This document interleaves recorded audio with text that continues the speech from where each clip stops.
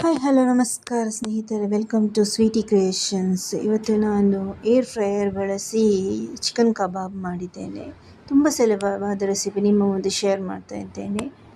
ಒಂದು ಪಾತ್ರೆ ತೆಗೆದುಕೊಂಡಿದ್ದೇನೆ, ಅದಕ್ಕೆ 1/2 kg ಚಿಕನನ್ನು ಹಾಕ್ತಾ ಇದ್ದೇನೆ. ಕ್ಲೀನ್ ಮಾಡಿಟ್ಟ ಚಿಕನನ್ನು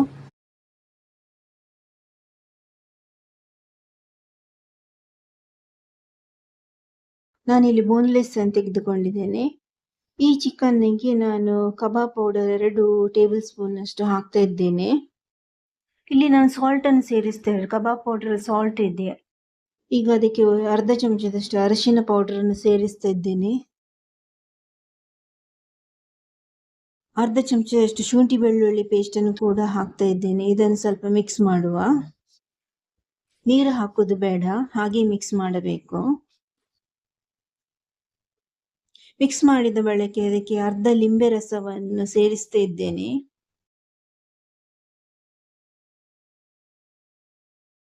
ಇದನ್ನೊಂದು ಅರ್ಧ ಗಂಟೆಗಳ ಕಾಲ ಹಾಗೆ ಬಿಡೋಣ.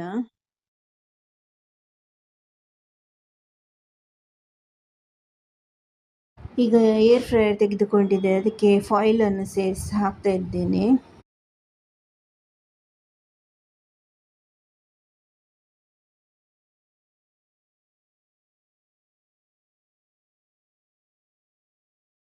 ಈಗ ಅದಕ್ಕೆ ಮ್ಯಾರಿನೇಷನ್ ಮಾಡಿದ ಚಿಕನ್ ಅನ್ನು ಹಾಕ್ತಾ ಇದ್ದೇನೆ.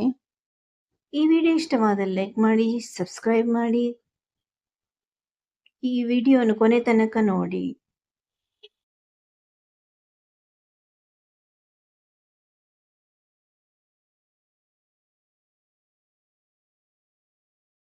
ನಿಮಗೆ ಕಬಾಬ್ ಪೌಡರ್ ಇಷ್ಟ ಆಗದಿದ್ದರೆ ಚಿಲ್ಲಿ ಪೌಡರ್ ಕೂಡ ಯೂಸ್ ಮಾಡಬಹುದು.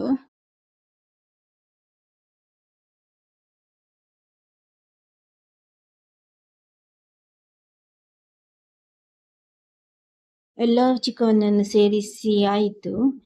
ಮಸಾಲೆ ಸೇರಿಸಿದ ಚಿಕನ್ ಅನ್ನು ಏರ್ ಫ್ರೈಯರ್ ಒಳಗೆ ಇಟ್ಟು 10 ನಿಮಿಷಗಳ ಕಾಲ ಬೇಕ್ ಮಾಡುವ. 200 ಡಿಗ್ರಿ ಸೆಲ್ಸಿಯಸ್ ಅಲ್ಲಿ ಇಡಬೇಕು. 10 ನಿಮಿಷ ಆದ ಕೂಡಲೇ ಅದು ಆಫ್ ಆಗ್ತದೆ. ಆಫ್ ಆದ ನಂತರ ಪುನಃ ಒಂದು 5 ನಿಮಿಷಗಳ ಕಾಲ ಬೇಕ್ ಮಾಡಬೇಕು 200 ಡಿಗ್ರಿ ಸೆಲ್ಸಿಯಸ್ ಅಲ್ಲಿ.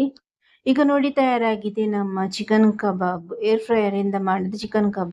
ಈ ವಿಡಿಯೋ ಇಷ್ಟವಾದಲ್ಲಿ ಲೈಕ್, ಸಬ್ಸ್ಕ್ರೈಬ್ ಮಾಡಿ.